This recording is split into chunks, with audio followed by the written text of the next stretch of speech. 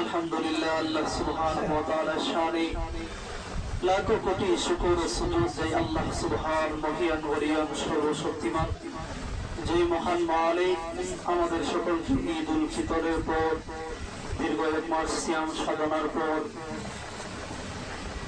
রমজানের পর সর্বপ্রথম জুমায় আল্লাহ তাআলা আমাদের সকলকে সুস্থ রেখে মসজিদে আসার বসার কোরআন সুন্নাহর আলোকে কিছু কথা বলার শোনার তৌফিকটুকু দান করেছেন।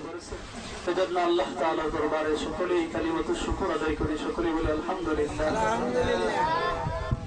এই যে আমরা সুস্থ আছি, এটাতে কত বড় নিয়ামত। আমরা আজকে জুমার নামাজ পড়ার জন্য আসছি, অথচ তাকায়া দেখেন অনেক মানুষ আছে যারা বিভিন্ন ধরনের ঝামেলায় পড়ে, বিভিন্ন ধরনের বিপদের মধ্যে পড়ে মৃত্যুবরণ করেছে। কিছুদিনের ভিতরে বাংলাদেশের মধ্যে কত ঘটনা ঘটছে, রেল দুর্ঘটনা হয়েছে, শত শত মানুষ মারা গেছে।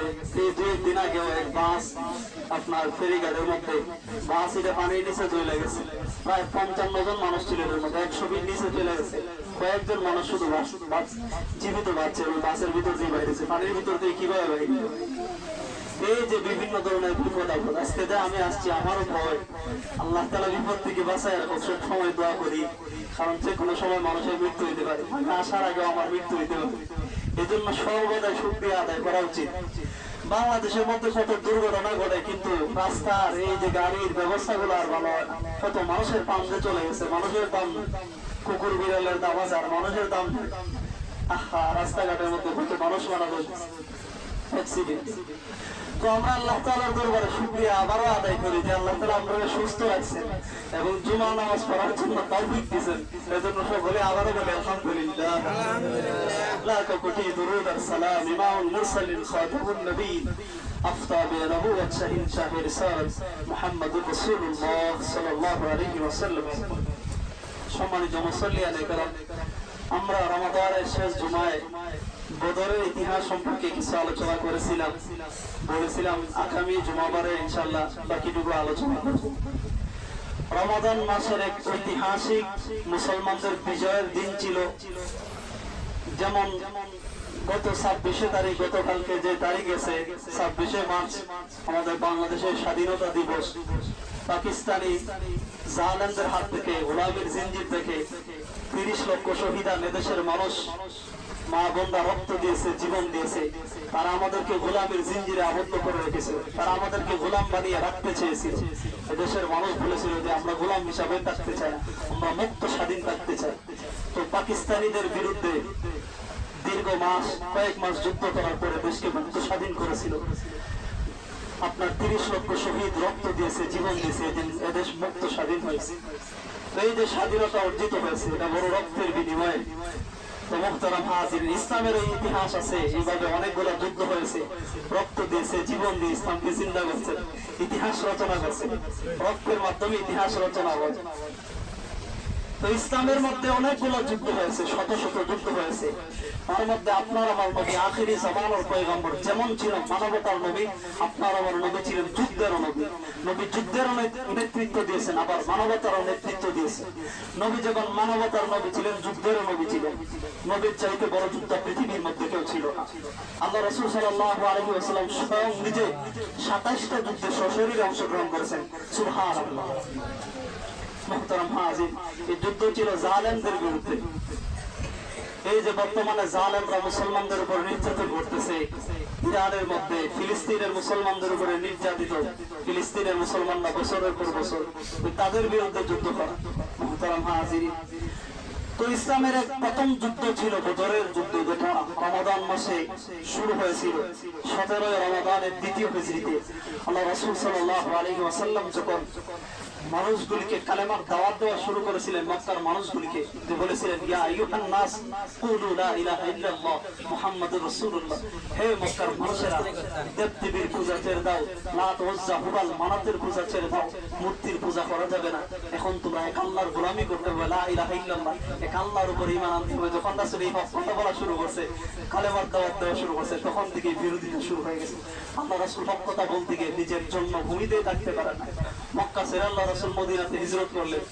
মদিনাতে যাওয়ার পর আল্লাহ রাসূল বলেছিলেন যে কাফেরদেরকে মুসলমানদেরকে আল্লাহ তাআলা বিজয় দান করবে, কাফেররা আত্মা মস্কারি করেছে। মুহতারাম হাজিরিন, আল্লাহ রাসূলের এই কথা বলার পর উইদিন 5 ইয়ার্স, মাত্র 5 বছর গেছে, 5 বছরের ভিতরে আল্লাহ তাআলা মুসলমানদেরকে বিজয় দান করেছিলেন।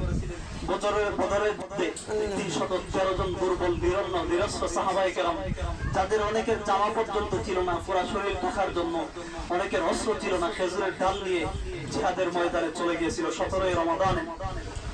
কাফের মুশরিকরা চেয়েছিল মুসলমানদেরকে একবারে চিরতরে যাতে মুসলমানদের বংশই পৃথিবীতে না থাকে, চেয়েছিল মুছে দিত, কিন্তু সেদিন তারা মুছে দিতে পারে নাই, আজকেও পারবে না, ভবিষ্যতেও পারবে না, যতই চক্রান্ত করুক না কেন। ওমা কারু ওমা কারাল্লাহ আল্লাহু খায়রুল মাকিরিন, সবচেয়ে বড় পরিকল্পনাকারী হলো আল্লাহ তাআলা। যতই বেঈমানরা পরিকল্পনা করুক মুসলমানদেরকে ধ্বংস করতে পারবে ইনশাআল্লাহ। তো তার চেয়েছিল যে মুসলমানদেরকে নির্মূলে শেষ করার জন্য। তখন সাহাবায়ে কেরামদের সাথে আল্লাহ রাসূল সাল্লাল্লাহু আলাইহি ওয়াসাল্লাম পরামর্শ করলেন কি করা যায়।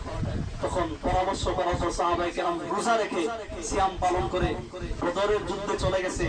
আপনার মদিনা থেকে প্রায় 150 কিলোমিটার অথবা 130 কিলোমিটার হবে দক্ষিণে পশ্চিমে। তো সেখানে যাওয়ার পর তাবু টাঙ্গাইলেন যুদ্ধের জন্য। আল্লাহ রাসূল সাল্লাল্লাহু আলাইহি ওয়াসাল্লাম আল্লাহ তাআলার কাছে দোয়া করেন, আল্লাহ ইসলামের প্রথম জিহাদ, প্রথম যুদ্ধ আপনি আমাদেরকে বিজয় দান করেন, যদি বিজয় না দান করেন বেঈমানরা হাসি ঠাট্টা মশকারি করব, মুসলমানদেরকে আল্লাহ তাআলা সাহায্যই করে নাই, তারা মিথ্যাবাদী বলবে। আল্লাহ রাসূল সাল্লাল্লাহু আলাইহি ওয়াসাল্লাম দোয়া করেছেন, আল্লাহ তাআলা রাসূলের দোয়া আল্লাহ তাআলা কবুল করেছেন। আল্লাহ তাআলা স্বয়ং নিজে ওই যুদ্ধের মধ্যে ফেরেশতার মাধ্যমে সাহায্য করেছেন। সুবহানাল্লাহ। যখন এই যুদ্ধ শুরু হয়ে গেছে, প্রথমেই কাফেরদের পক্ষ থেকে কয়েকজন লোক আসছে, সাহাবীদের পক্ষ থেকে কয়েকজন আসছে, তাদের পক্ষ থেকে 3 জন এবং আল্লাহ রাসূল সাল্লাল্লাহু আলাইহি ওয়াসাল্লামের নেতৃত্বে যারা ছিল তাদের পক্ষ থেকে 3 জন। দেখা যায় কাফেররা যখন 3 জন বাড়াইছে, মুসলমানদের তো ঈমানি শক্তি আছে আলাদা। মুসলমানদের সাথে আজ পর্যন্ত সরাসরি ভাবে অস্ত্র ছাড়া যুদ্ধ করে কোনো বেঈমানরা টিকতে পারবে না। একজন মুসলমান 10 জন বেঈমানের জন্য এটাই যথেষ্ট। আপনি আজকেও লাগায় দেখেন, এখন তো তারা মিসাইল মারে, বিভিন্ন ধরনের বোমা মারে, মুসলমানদের সাথে সরাসরি যুদ্ধে কখনো তারা পারবেও না। মুসলমানদের বাহুতে তো ঈমানি শক্তি আছে, তাদেরকে আল্লাহ তাআলা শক্তি দান করে। তো প্রথমে পাঠাইছে 3টারে শেষ করে বলাইছে, চিন্তা করলো কাফেররা এইভাবে 1 জন 2 জন 3 জন করে পাঠানো যাইতো, সবাই একসাথে অ্যাটাক করতে, সবাই একসাথে আক্রমণ করতে, তখন সবাই মিলে একসাথে আক্রমণ করছে। মুহতারাম হাজিরিন, দ্বিতীয় হিজরিতে 17 রমাদানে মুসলমানদের বিরুদ্ধে বেঈমানরা যুদ্ধের জন্য ঘোষণা দিয়েছে। বেঈমানদের নেতৃত্বে ছিল আবু জাহেল। আবু জাহেল বেঈমানদেরকে নেতৃত্ব দেয়। মুসলমানদের সংখ্যা ছিল 313 জন, দুর্বল নিরন্ন নিরস্ত্র সাহাবা। তাদের মাত্র 2টা ঘোড়া ছিল আর 70টা উট ছিল। আর বেঈমানদের সবার কাছে ঘোড়া ছিল, উট ছিল, তরবারি ছিল, তাদের ঢাল ছিল। আক্রমণ থেকে নিজেকে রক্ষা করার জন্য বেঈমানদের হেলমেট ছিল, লোহার হেলমেট ছিল। আর মুসলমানদের সংখ্যা ছিল খুবই কম, 313 জন দুর্বল সাহাবী। বেঈমানদের সংখ্যা ছিল 1000। এবার বদরের যুদ্ধ শুরু হয়ে গেছে। আল্লাহ তাআলা পয়গম্বর মুহাম্মদ আরবীকে নির্দেশ করলেন, পয়গম্বর জমিনের মধ্যে যে বালু আছে আপনি আপনার হাতের মধ্যে 1 মুঠো বালি নেন। পয়গম্বর আল্লাহ তাআলার নির্দেশে 1 মুঠ বালি নিলেন হাতের মধ্যে। বালি নেওয়ার পর আল্লাহ তাআলা নির্দেশ দিলেন, পয়গম্বর আপনি আপনার হাতের বালিগুলি ছুঁড়ে মারেন বেঈমানদের দিকে। এবার আল্লাহ রাসূল সাল্লাল্লাহু আলাইহি ওয়াসাল্লাম আল্লাহ তাআলার নির্দেশে বালিগুলি ছুঁড়ে মারলেন বেঈমানদের দিকে, কাফেরদের দিকে। বেঈমানদের চোখের মধ্যে নিয়ে পৌঁছায় দিয়েছে, এখন এরা চোখে দেখে না। আল্লাহ তাআলা বলেন, ওমা রামাইতা ইয রামাইতা ওয়ালাকিন্নাল্লাহ রামা। পয়গম্বর আপনি যে হাত দিয়ে বালি ছুঁড়ে মারছেন, আচ্ছা কোন 1000 মানুষের চোখে গিয়া একজনে এটা দিলে যাইবো এতদূর? যাওয়া সম্ভব না। আল্লাহ তাআলা বলেছেন, পয়গম্বর যখন আপনি বালি দিয়া আপনার ছুঁড়ে মারছেন, এটা দিয়েছেন, এই বালিগুলা আপনি আপনার হাতে দেন, আমি আল্লাহ আমার কুদরত দিয়ে বেঈমানদের চোখের মধ্যে পৌঁছায় দিয়েছি। সুবহানাল্লাহ। আল্লাহ তাআলা কিভাবে সাহায্য করছে দেখছেন? মুহতারাম হাজিরিন, এইভাবে বদরের যুদ্ধে সাহায্য করছেন। যুদ্ধ চলতেছে, এই যুদ্ধের মধ্যে 14 জন সাহাবী শহীদ হয়েছিল। মুসলমানদের পক্ষ থেকে 14 জন সাহাবী শহীদ হয়েছিল বদরের প্রান্তরে। এখনো মনে যারা গেছেন তারা তো দেখছেন, হয়তো তাদের মাকবারা, তাদের কবর এখন আছে এই 14 জন সাহাবীর বদরের প্রান্তরে।